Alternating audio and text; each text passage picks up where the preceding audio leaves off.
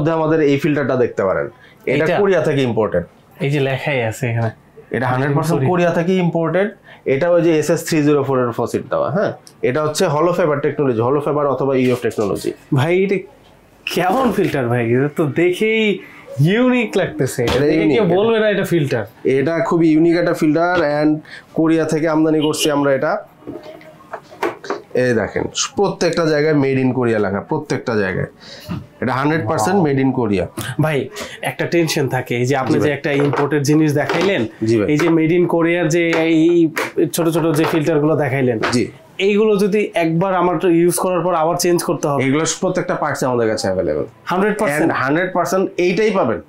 আপনি যদি দেখেন যে এটা আমার কাছে নাই, আপনার নেওয়ার প্রয়োজন নেই। এই সেম জিনিস আমরা কখনোই শুধুমাত্র মেশিন আনি না, আমাদের কাছে মেশিনের পাশাপাশি সেম ব্র্যান্ডের সেম স্পেসিফিকেশনের আমাদের কাছে প্রোডাক্ট থাকে। আচ্ছা ঠিক আছে। না এটা একটা বড় টেনশন ভাই। না না, আমি একটা ফিল্টার কিনলেন কোরিয়া, কয়েকদিন পরে দেখলেন যে আপনি কোরিয়ান কোনো ফিল্টার নাই বাজারে, কিংবা আপনি যার কাছ থেকে কিনছেন সে আপনার ফোন ধরতেছে না, তখন কি করবো ভাই? আমাদের কাছে সকল ধরনের সকল জিনিস আছে ভাই।